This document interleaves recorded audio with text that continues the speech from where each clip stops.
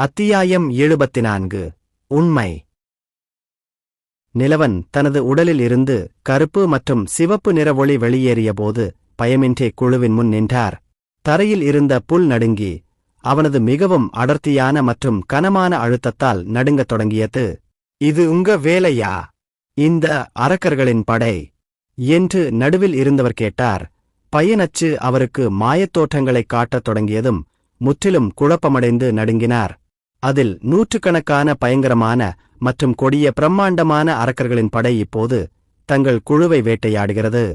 அடடா, நீங்கதான் அந்த கில்ட் மாஸ்டரா என்று நிலவன் கேட்டான். அவன் இன்னொரு வாள்வீரனைக் கொன்றான். அவன் பின்னால் இருந்து அவனைத் தாக்கினான். ஆனால் அவன் கழுத்தில் நீட்டிப்புகளால் குத்தப்பட்டான். நீங்க என்ன மாதிரியான அரக்கன் நீ? நடுவில் இருந்த நடுத்தர வயது மனிதர் நடுங்கினார். அவர்கள் குழு சிறிய ஓர் குடியிருப்பை இறுதியாக முடித்தபோது திடீரென எங்கிருந்தோ தாக்கப்பட்டதை அவர் இன்னும் ஜீரணிக்கவில்லை. அவர்கள் சரியாக மூச்சு விடுவதற்கு முன்பே எதிரிகளின் மற்றொரு குழு அவர்களைக் கொல்லத் தொடங்கியது.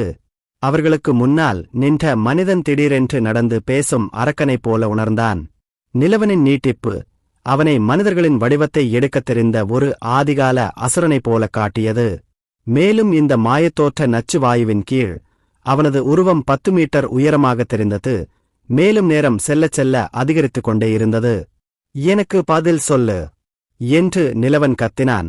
அந்த நேரத்தில் ஆயுதங்களை கையில் ஏந்தாமல் இருந்த அந்த குழுவின் மீது அவன் கோபமான பார்வை படர்ந்தது. அவன்தான் என்று பயந்து கத்திய ஒரு மனிதன் தங்க கவசம் அணிந்திருந்த அரிய தரவரிசை கொண்ட வார்ஹாமரை ஆயுதமாக வைத்திருந்த ஒரு நடுத்தர வயது மனிதனை நோக்கி கையை நீட்டினான். என்னை விட்டு விலகிப்போ அசுரனே என்று அந்த மனிதன் கத்தினான். நிலவனின் கண்கள் அந்த மனிதனின் மீது பதிந்தன. அவன் கண்கள் மஞ்சள் நிற தீப்பொறியால் மின்னின. நிலவன் மரணதண்டனை செய்பவரின் பார்வையை பயன்படுத்திய பிறகு அந்த நபர் தரையில் விழுந்தார். அவரது உடல் சம்பவ இடத்திலேயே செயலிழந்தது. உங்களில் யார் அந்த பெண்ணை சித்திரவதை செய்தீர்கள் என்று கட்டளையிடும் தொனியில் கேட்டான். என்னை காப்பாத், போய்வெட். நிலவனின் துணை அதிகாரிகள் ஏற்கனவே முற்றிலும் சீர்குலைந்திருந்த வீரர்களை ஒவ்வொன்றாக கொன்று கொண்டிருந்ததால் பின்னால் அலறல்களும் தொடர்ந்தன. மேலும் தாக்குதல்களில் எந்தவிதமான தற்காப்பு உருவாக்கமோ அல்லது ஒருங்கிணைப்போ அவர்களுக்கு இல்லை. அவன்தான் இந்த குழுவில் நின்ற ஒரு பெண் எல்வன் மந்திரவாதி. கொலையாளியின் உடையில் இருந்த ஒரு ஒல்லியான மனிதனை நோக்கி விரல்களை காட்டினாள். இந்த பயமுறுத்தும் நிலையில் அவர்களில் ஒருவராலும் நேராக சிந்திக்கவும் நிலவனின் அழுத்தத்திற்கு எளிதில் அடிபணியவும் முடியவில்லை. அவனது தற்போதைய பலத்தால் குறைந்தது 30 பேரையாவது தனியாக கொல்வதில் அவனுக்கு எந்த பிரச்சினையும் இருக்காது. இங்கு சோதனை செய்ய வந்த இந்த நபர்களில் யாரையும் அவன் ஏன் விட்டு வைக்கவில்லை? ஏனென்றால் இந்த கில்ட் உறுப்பினர்கள் அனைவரும் அவர்களின் கில்ட்டின் உயர்மட்ட நபர்கள் மற்றும் முக்கிய முதுகெலும்பு என்பதை அவர் அறிந்திருந்தார். நிலவன் தங்கள் தலைமையகத்தில் பார்த்த சிறிய பொறியல்களைப் போலல்லாமல் இந்த வழக்கை பற்றி எதுவும் தெரியாதவர்களாக இந்த மக்கள் நிச்சயமாக அதை பற்றி கேள்விப்பட்டிருப்பார்கள் அல்லது அதில் ஒரு பங்கை கொண்டிருந்தார்கள்.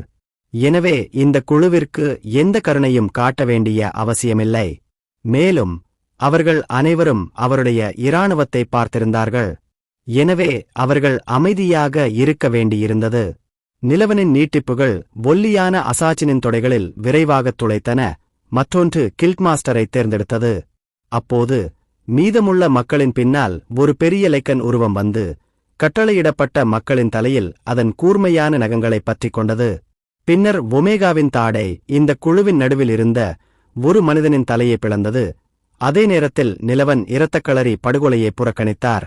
அவன் இருவரையும் தூக்கிக் கொண்டு போர்க்களத்தை விட்டு நடந்தான். ஏன் அந்த பெண்ணை கொன்றாய் என்று தங்க கவசம் அணிந்த மனிதரிடம் நிலவன் கேட்டான். நீ சொல்றது அந்த ரெட்டட் பிச்சையா? ஏன்னா அவ பேச மாட்டேங்குறா என்று பதிலளித்தான். கடைசியா அவன் உடம்பு மேல கட்டுப்பாடு வந்துச்சு. நிலவன் ஏற்கனவே அவங்களை நச்சு புகையிலையிலிருந்து வெளியே எடுத்துட்டான். அதனால விளைவுகள் குறைய ஆரம்பிச்சுடுச்சு. என் அண்ணனின் மோதிரத்தை திருடியவனை அவள் காதலிப்பதாக நான் நினைத்தேன். அதனால் இந்த ஆளை அவளை சித்திரவதை செய்ய வைத்தேன். அது போதும் என்று நினைத்து. ஆனால் அவளுடைய கடைசி மூச்சு வரை அந்த வேசி உன் பெயரை ஒருபோதும் உச்சரிக்கவில்லை. என்று கில்ட் மாஸ்டர் மீண்டும் எழுந்து நின்று வார்ஹாமரை தனது கைகளால் பற்றிக் கொண்டார். நிலவன் இந்த குழுவின் தலைவரை உயிரற்ற முகபாவத்துடன் முறைத்து பார்த்தான். இறந்த மனிதனை பார்ப்பது போல. நீ ஏன் அவளை கொல்ல வேண்டியிருந்தது என்பதற்கு அது விளக்கமாக இல்லை என்று அவன் கேட்டான். ஏனென்றால் இந்தச் செய்தி எங்கள் வட்டத்திலும் மற்ற கில்ட்டுகளிலும் ஏற்கனவே கசிந்துவிட்டது. எங்கள் உடைமைகளை திருடத் துணிந்தவர்களுக்கு நாம் ஒரு முன்மாதிரியாக இருக்கவில்லை என்றால் நாம் ஒரு நகைச்சுவையாக மாற்றப்படுவோம் என்று கில்ட்டு மாஸ்டர் கூறினார். அவர் தாக்கி நிலவனை நோக்கி தனது சுத்தியலை வீசினார். நிலவன் விரைவாக விலகி தாக்குதலை தடுத்தான். அவனது எதிராளி ஏற்கனவே பலவீனமான நிலை மற்றும் மந்தமான உணர்வுகளைக் கொண்டிருந்தார். நச்சுத்தன்மையின் விளைவு இவ்வளவு விரைவில் ரத்து செய்யப்படப் போவதில்லை. அப்போ என் பெயரை யார் சொன்னார்கள் என்று நிலவன் கேட்டான்.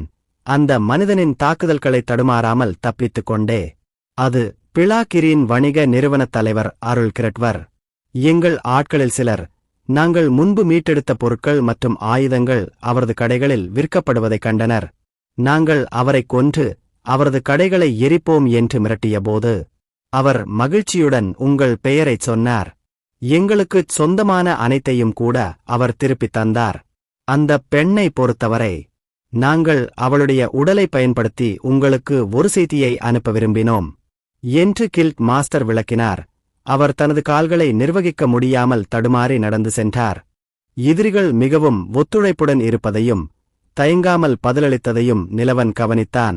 பொதுவாக யாரும் தங்கள் எதிரியின் அறிவுறுத்தல்களுக்கு கீழ்ப்படுவதில்லை.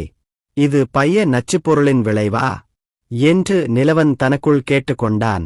அவனது உருவம் மின்னியது. அவன் விரைவாக அந்த மனிதனின் கைகளில் இருந்து வார்ஹாமரை எடுத்து வயிற்றில் உதைத்தான். அவன் உடல் பயத்தில் நடுங்கிக் கொண்டிருந்த மண்டியிட்ட கொலையாளியை நோக்கி பறந்தது. அவன் தொடையில் இருந்து நிலவன் நீட்டிப்பை எடுக்கப் போராடினான். நிலவன் இந்த 2 மனிதர்களையும் நோக்கி நடந்து சென்றபோது தனது முதுகுக்குப் பின்னால் இருந்து வேதனையான மற்றும் கெஞ்சும் அலறல்களைக் கேட்டான். அங்கு எதிரிகள் தனது துணை அதிகாரிகளால் படுகொலை செய்யப்பட்டனர். அவன் அவர்களுக்கு முன்னால் குந்தியிருந்து தனது விண்வெளி வளையத்திலிருந்து 2 அரிய தரவரிசை கத்திகளை எடுத்து பழிவாங்கும் தொனியில் பேசினான். இப்போது உங்கள் சித்திரவதை அமர்வைத் தொடங்குவோம்.